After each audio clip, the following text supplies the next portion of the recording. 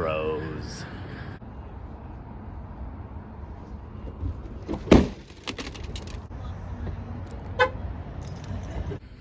Okay, Google, how big is a 2003 Ram driver window? It's fine. It's fixed now.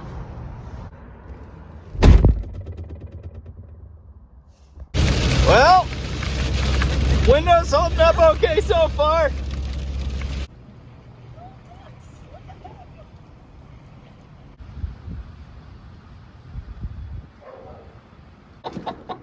Good chicken.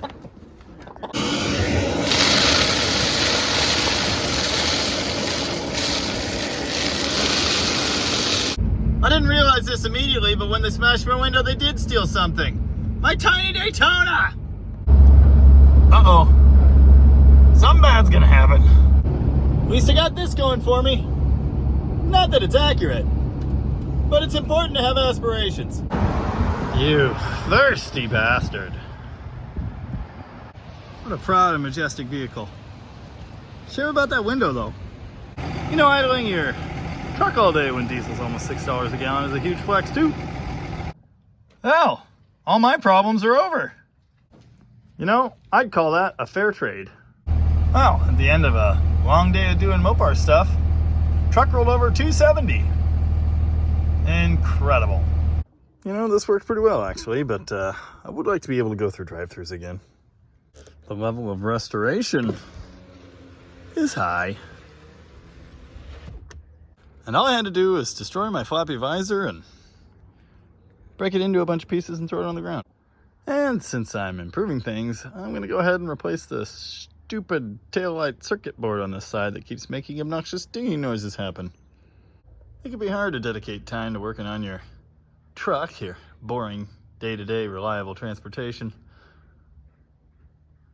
We got more exciting stuff to do, but, well, that truck makes the payment, and it keeps the lights on, much like the long line of Pro Dodgers that came before it, so it deserves a few minutes of my time. Restored. Well, except for the visor, but there's one missing on the other side anyway. Now, if that one gets broken, prepare to watch me lose my mind. Well, I've had this truck for 6 weeks now, so I suppose it's time enough for an updated review. And the jury is absolutely in. This truck is fantastic. The only thing still bothering me is the size of the back doors. My previous 2014 gas truck had doors about that much larger, and it did make quite a bit of difference. Keeps your 6-year-old's feet out of your back.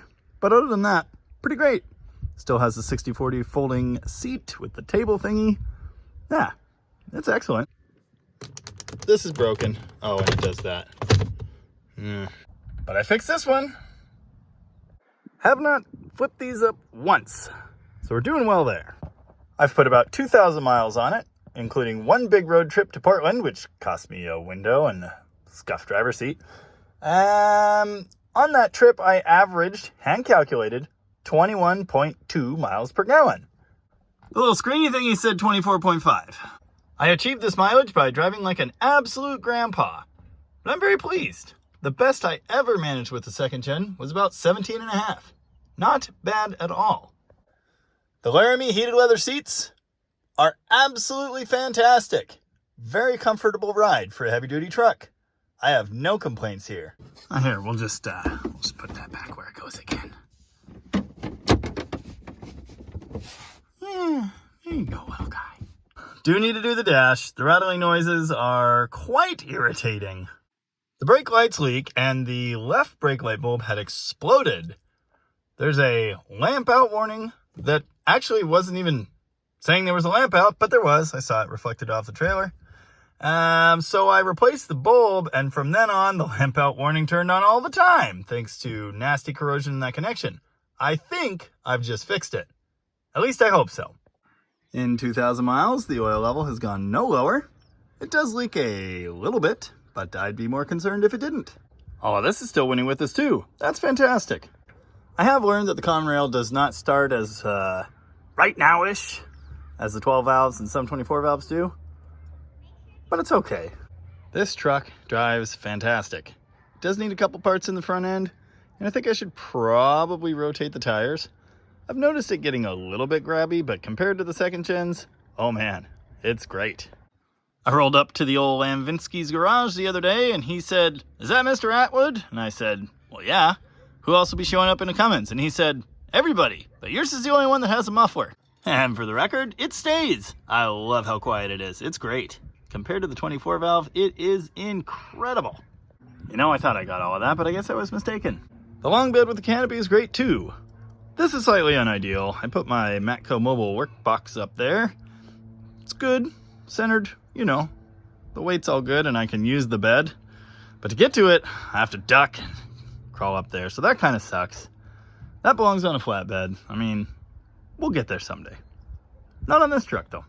I have kind of noticed one injector is louder than the others. You don't really notice it when you're cruising. You definitely notice it when it's cold. Right off idle. I'm not going to worry about it. Runs real well. But I think that's a little weird. I did have to use the 4-wheel drive to get through this horrible mess and put the boat back over there. And it did great.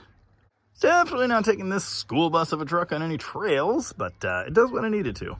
Speaking of school buses, my only other real complaint is that it's quite large. And backing trailers in here is a little tricky. Turning them around in tight spots, not as good as the second gen short bed. Not horrible, but not as good.